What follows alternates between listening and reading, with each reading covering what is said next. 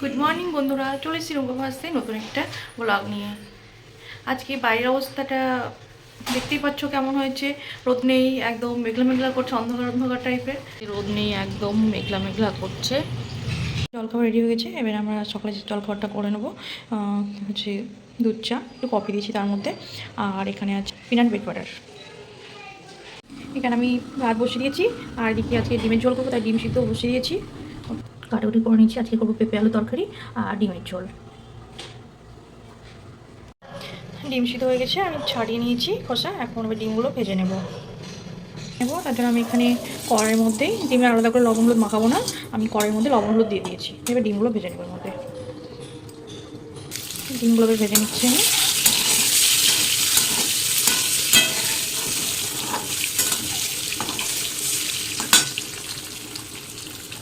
ভাত ফুটছে, ভাতের মধ্যে ডিমের আলু সিদ্ধ করতেছি। এবার আলুগুলো তুলে নেব।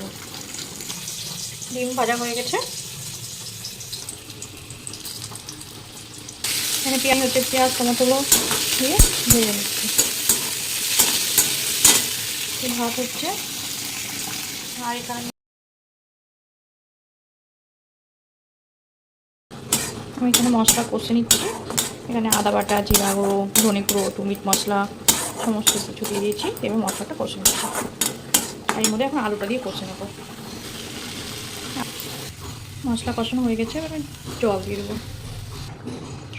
ডিমে জল দিয়ে এখন আলুটা তো সিদ্ধ হয়েছে, একটু ফুটে এলে তখন ডিম দিয়ে ভালো করে ফুটিয়ে নামিয়ে নেবো। তখন এদিকে ভাত হয়ে এসছে, ভাতের মাছ ঝোল নিয়েছি, ঝোল ফুটে গেছে। এবার আমি ডিমগুলো দিয়ে দেবো। দিয়ে ভালো করে ফুটিয়ে এটা গরম মশলা আর একটু ধনে পাতা দিয়ে নামাবো। তখন ডিমের ঝোল হয়ে গেছে, আমি একটু সামান্য গরম মশলা ধনে পাতা দিয়ে দিয়েছি। এবার নামিয়ে নেব। ডিমের ঝোল নামিয়ে নিয়েছি।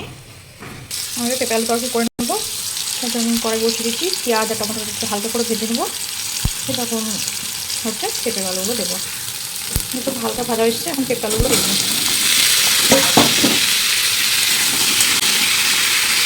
একটু ভালো করে হালকা করে ভেজে নেবো। তারপরে একটু লবণ হলুদ দিয়ে আবার একবার ভালো করে ভাজবো। তখন তারপরে এটা মশলাগুলো দেবো।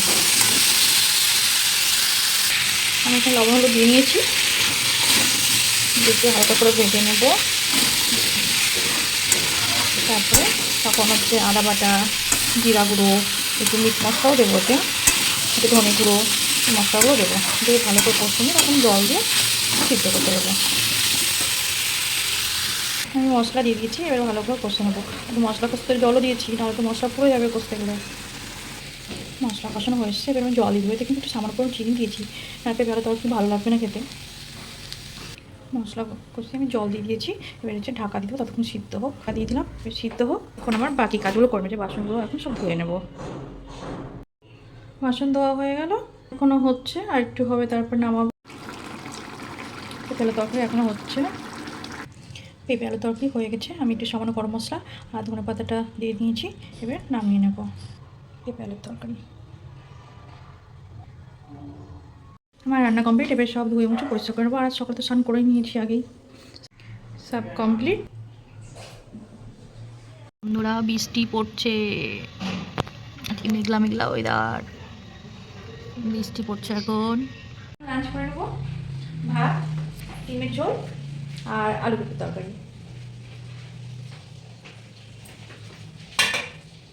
হচ্ছে। গুনগুন সারাক্ষণ বিছানাটাকে কী করে রাখে দেখো। এখন তো ঠান্ডার সময় একটু ব্ল্যাঙ্কেটে শার্ট করে বসবো, সে আর উপায় রাখে না মেয়েটা।